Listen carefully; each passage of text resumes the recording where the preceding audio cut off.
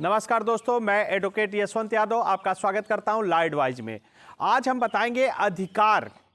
Bank, किसी भी bank और एनबीएफसी से आपने लोन ले लिया है और लोन की ईएमआई नहीं दे पा रहे हैं तो क्या आपके अधिकार को खत्म हो जाता है? तो आपका अधिकार नहीं खत्म हो जाता है। चाहे आप 5,000 का लोन लें, चाहे 5 लाख का लें, चाहे 5 करोड़ का लें, तो कोई भी कितना भी ईएमआई डिफॉल्ट होती है, कितने भी बड़े अमाउंट का होता है, फिर भी आपके राइट्स, आपके फंडामेंटल राइट जो होते हैं वो नहीं समाप्त हो जाते हैं। आपका जो अधिकार है वो नहीं समाप्त होता है। मैं बार बार कहता हूं, यदि आपके पास पैसे हैं तो आप इनके पैसे दे दें, अगर नहीं है तो कोई आपका कुछ नहीं कर सकता। कोई आपका कुछ नहीं कर सकता। क्यों? क्योंकि आपके पास पैसे नहीं है। नहीं है तो नहीं है। तो अगर पैसे हैं तो इनके पैसे दे दो।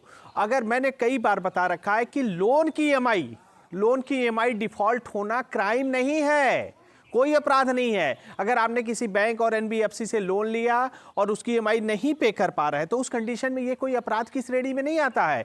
आप कोई क्राइम नहीं कर दिए हैं या फिर आपने कोई गलत काम नहीं कर दिया कि आपको सजा हो जाएगी। ये कोई अपराधी नहीं है कि आपने अपराध कर दिए। फिर भी ये जो रिकवरी एजेंट जो घूमते रहते हैं, मैं इनकी बात कर रहा हूँ, जो गलत तरीके से फर्जी हैं, जिनके पास आई कार्ड नहीं है, न होम विजिट लेटर होता है, न डीआरए का लाइसेंस होता है, किसी भी प्रकार का कोई नहीं होता, वो फर्जी रिकवरी एजेंट जो होते हैं वो क्या कर रहे हैं?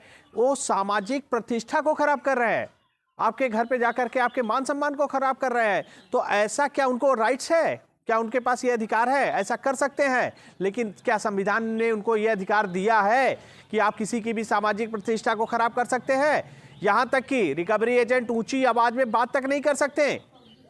रिकवरी एजेंट ऊंची आवाज में बात तक नहीं कर सकते कि वो ऊंची आवाज में आपसे बात भी करें, लेकिन वो आपकी सामाजिक प्रतिष्ठा को खराब कर रहे हैं। घर पे आ रहे हैं, चिल्ला रहे हैं, बिना जो कि होम विजिट लेटर नहीं है, डीआरए का लाइसेंस नहीं है।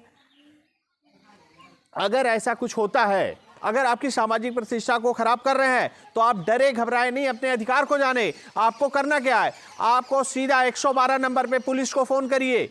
पुलिस आएगी। अगर पुलिस आती है, आपका सपोर्ट नहीं करती है, कहती नहीं लोन की ईएमआई आपने डिफॉल्ट किया है तो आपको पैसे देने पड़ेंगे, अगर ऐसा कुछ कहती है तो ठीक है, उसको कहीं ये मैटर तो अलग है।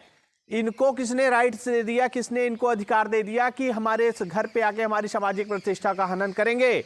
अगर आपकी सामाजिक प्रतिष्ठा को हनन करते हैं तो ये तो गलत है, गलत तरीका है। ऐसा नहीं करना चाहिए। रिकवरी एजेंट का उनका काम जो है वो करे, वो किसी की सामाजिक प्रतिष्ठा का खिलवाड़ नहीं कर सकते हैं। अगर पुलिस भी ये नहीं सुनती है या पुलिस भी नहीं एफआईआर दर्ज करती है इनके खिलाफ, तो आप इनकी पुलिस की भी कंप्लेन एसएसपी को, पुलिस अधीक्षक एसपी साहब के यहाँ जाकर के इनकी कंप्लेन करिए कि ये मैंने लोन लिया, ईएमआई का डिफॉल्ट हुआ है। तो ईएमआई का डिफॉल्ट हुआ, इसका मतलब ये नहीं है कि कोई भी हमारे घर पे आकर के गाली गलौज करेगा, लड़ाई झगड़े करेंगे। तो ऐसा नहीं है। अगर ऐसा करते हैं तो तुरंत पुलिस को फोन करिए। अगर पुलिस भी आपका सपोर्ट नहीं करती है, एफआईआर नहीं दर्ज लिखती है, तो तुरंत एसपी के पास जाइए या फिर डायरेक्ट एसपी साहब फोन लगाइए, बताइए अपनी बातों को कि ऐसे ऐसे हो रहा है। और थाने पे किसी भी तरह के, अगर ये नहीं लेते हैं आपके एप्लीकेशन को, थाने पे गए, आपके एप्लीकेशन प्रार्थना पत्र को नहीं ले रहा है तो क्या करिए? कुछ करने की जरूरत नहीं है। डाक से स्पीड पोस्ट करिए, अपने एप्लीकेशन को स्पीड पोस्ट करिए थाने के नाम पे। आप तो जब थाने पे आप स्पीड पोस्ट करते हैं तो रिसीविंग आपकी हो जाती है कि आपने प्रार्थना पत्र थाने पे दिया, और डाक से स्पीड पोस्ट करने पे उनको रिसीव करना पड़ेगा, थाने पे रिसीव करना पड़ेगा, फिर उसकी जांच होगी। तो थाने पे अगर नहीं लेते हैं आपके प्रार्थना पत्र को, आपको स्पीड पोस्ट करना है। और उसके बाद अगर ये रिकवरी एजेंट ऐसे हैं, आते हैं, तो सीधा उनसे पूछिए डीआरए का लाइसेंस है? तो आप रिकवरी करने आए हो, रिकवरी का सर्टिफिकेट है? रिकवरी करने का सर्टिफिकेट होता है, डीआरए का लाइसेंस होता है। डीआरए का लाइसेंस मिलता कैसे है? अगर आपने इसकी ट्रेनिंग होती है, 50 घंटे की ट्रेनिंग होती है। हाई स्कूल तक पास है तो 100 घंटे की ट्रेनिंग होती है। उसके बाद बीए तक है तो आपको 50 घंटे ट्रेनिंग के बाद आपके एग्जाम लिए जाते हैं, एग्जाम में पास किया जाता है, उसके बाद आपको डीआरए का लाइसेंस मिलता है कि आप रिकवरी कर सकते हैं। बिना रिकवरी डीआरए का लाइसेंस की आपको रिकवरी नहीं करना है, रिकवरी नहीं कर सकते हैं। इसका भी लाइसेंस बनता है, इसका सर्टिफिकेट होता है। अगर इनके पास ऐसा नहीं है, डीआरए का लाइसेंस नहीं है, होम विजिट लेटर नहीं है, आईडी कार्ड नहीं है, तो उस कंडीशन में आपको इनसे बात तक नहीं करनी है। और ज्यादा दिक्कत हो, परेशानी हो, तुरंत एफआईआर दर्ज कराइए। और कभी भी हमारे बहुत से क्लाइंट हैं, उनके पास फोन आता है। फोन क्या आएगा? मैं क्राइम ब्रांच का इंस्पेक्टर बोल रहा हूँ, क्राइम ब्रांच के इंस्पेक्टर का काम यही रह गया है कि अब आपकी लोन की ईएमआई को आपसे रिकवर कराएं। रिकवरी एजेंट बन गए हैं तो क्राइम ब्रांच के इंस्पेक्टर बनते हैं, थाने के इंस्पेक्टर बनते हैं, उसके बाद आपको एडवोकेट बन के बात करेंगे कि मैं 30,000 कोर्ट से एडवोकेट बोल रहा हूं, मैं हाई कोर्ट का एडवोकेट बोल रहा हूं, या कभी कभी तो जज भी बन जाते हैं। एक ही टेबल पे बैठ करके सब काम होती है। आपको पुलिस बन के फोन करेंगे, आपको कहेंगे वकील साहब का फोन आएगा, वकील साहब ने आपके नाम पे एफआईआर दर्ज कराई है, तो ये वकील साहब का नंबर है, आप इनसे बात करिए। फिर वही रिकवरी एजेंट बैठा रहेगा बगल में, उसी का नंबर दे देगा और वो वहां पे वकील बन के बैठा है, वो अब अपनी कहानी बताने लगेगा। तो जो लोग नहीं जान रहे हैं, जो अपने राइट्स नहीं जा रहे हैं, इनके गलत तरीकों में फंस जा रहे हैं, वो डर जाते हैं कि पुलिस का फोन है, कि किसी वकील का फोन है, एफआईआर हो गया है। तो ऐसा कहीं कुछ नहीं होता है।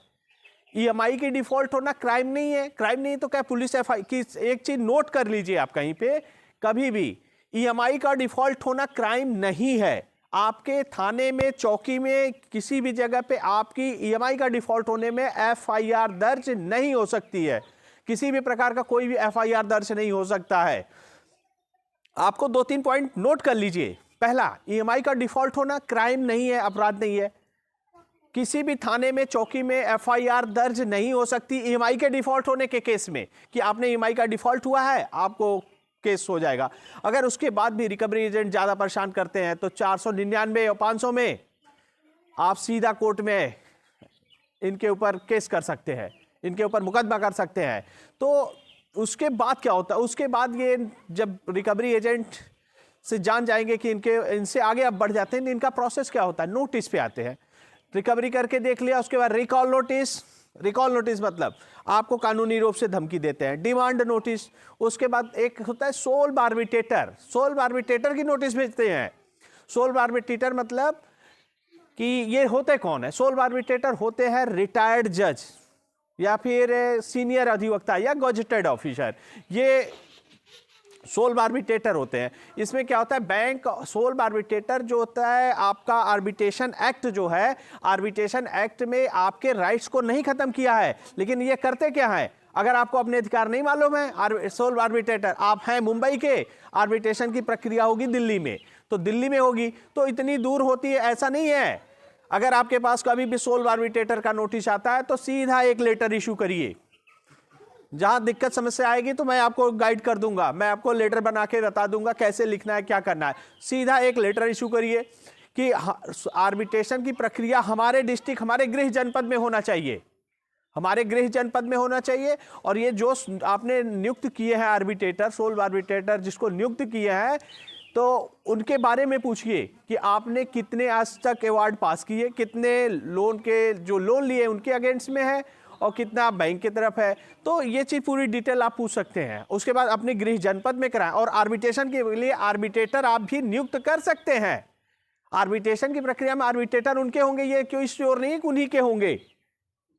आर्बिट्रेटर आप भी नियुक्त करेंगे, एक आर्बिट्रेटर आपका होगा, आपके आर्बिट्रेटर को एक्सेप्ट नहीं करेंगे, उनके आर्बिट्रेटर को आप एक्सेप्ट नहीं करेंगे, तो उनको जाना पड़ेगा हाई कोर्ट। तो आर्बिट्रेशन की प्रक्रिया आपके होम डिस्ट्रिक्ट में होनी चाहिए, अदर स्टेट में नहीं होना चाहिए। अगर ऐसा कुछ आता है तुरंत आप लेटर लिख करके उनको भेज दीजिए, या मेल पे आता है तो आप ईमेल पे भेज दीजिए कि ये आर्बिट्रेशन से मैं सहमत नहीं हूँ, आर्बिट्रेशन प्रक्रिया हमारे डिस्ट्रिक्ट में, हमारे गृह जनपद में होना चाहिए। और कभी भी कोई दिक्कत हो, समस्या हो, परेशानी हो, आप डायरेक्ट हमारा ये व्हाट्सएप नंबर है, आप हमसे संपर्क कर सकते हैं। एक हमारी नॉमिनल सी फीस होती है, पे करके हमारा क्लाइंट आईडी लेकर, उसके बाद आपको क्या दिक्कत है, क्या परेशानी, आगे का क्या प्रोसेस है, मैं आपको गाइड कर दूंगा। और ज़रूरत पड़ने पे आपको एडवोकेट भी प्रोवाइड कराऊंगा।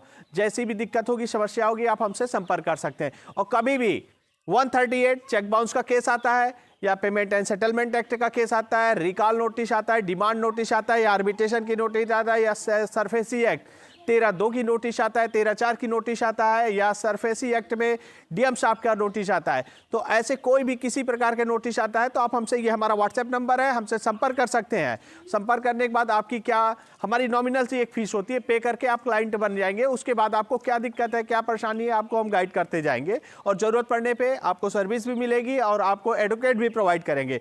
मैं अपनी बातों को यहीं समाप्त करता हूँ। जय हिंद, जय भारत।